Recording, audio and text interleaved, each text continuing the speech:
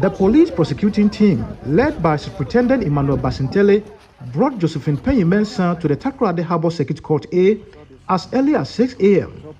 Visibly at the court were the mother, Agnes Isel, the husband, Michael Simmons, and other family members who looked tensed up but calm.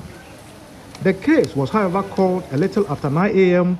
by the presiding judge, Michael Kujo Ampedu, after the two charges of deceiving public officer contrary to Section 251B of the Criminal Offences Act and publication of false news with intent to cause fear and panic contrary to Section 208, subsection 1 of the Criminal Offences Act were read to Josephine Mensah. She denied them, but the prosecutor, Superintendent Emmanuel Basintele, intimated to the court that Josephine Panyin Mensah's confession was actually made at the Fiang Kwanta Hospital in the presence of the mother and medical personnel before the police was called in, so she was not forced to confess the crime or denied her right to a lawyer. Superintendent Basintele also told the court Josephine visited the Takoradi Hospital 4 times with pelvic inflammatory disorder and not pregnancy. The lead defense counsel for Josephine, Fifi Bokman, prayed the court that she had already served a 48-hour in police hands, and since the charges are all misdemeanor and bailable, she must be granted bail. The Takoradi Harbour Circuit Court A presiding judge, His Honor Michael Kujo Ampedu, before granting Josephine Panyin Mensah bail, agreed with the defense counsel's argument. He said if it wasn't because the case is connected to kidnapping, which is why it has created public outcry, it would have been a simple issue between a husband and wife. He therefore said the charges are bailable, so he granted the accused bail in the sum of 50,000 Ghana cedis with 2 sureties, 1 to be justified. The police, however, took her away until she met the bail demands. Her lawyer, Fifi Bokman, spoke to Citi News after the proceedings. Today, the lady was brought to court, the accused was brought to court, and the facts, as has been preferred against her, was read to her. She pleaded not guilty.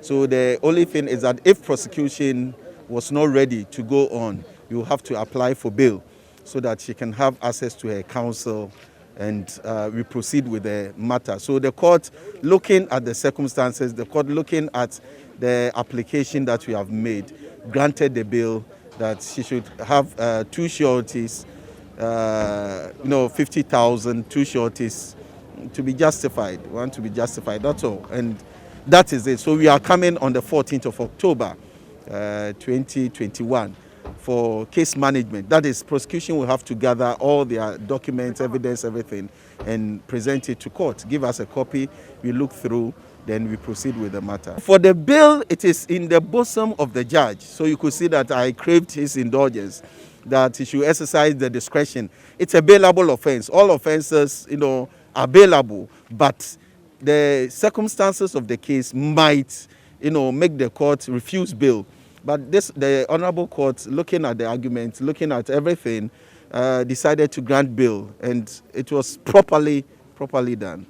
It is not just a matter of you defend Iraban and Abibi, but you fede Mbra or you do more money. The mother of the accused, Agnes Isel, the husband, Michael Simmons, and other family members who were calm after the court proceedings did not show any celebrations. A satisfied brother-in-law, Emmanuel Akun, who was surprised to hear the denial of the charges and granting of bail, spoke to Citi News. This is all what we have been looking for. So since the family, I think that it's a good news to us, and we still pray to God for the Lord to open up the skies for everything to be okay with our sister. So for me, I was surprised. I was very, very surprised. For me, I'm very, very surprised. And it's at a particular time of shock, and still I'm in shock. Like, I feel like, no, Charlie, I mean about the whole thing, the whole brouhaha, the whole everything, the confession and anything. I think God is up to something. I think the family are okay and we are happy. So we still have to, wait for everything to happen. And we thank our Almighty God for this wonderful thing that he has done. And we want to thank the lawyers who came to also plead on his behalf. So we are so grateful to God. Meanwhile, some Takoradi residents who spoke to Citi News expressed happiness with the latest development.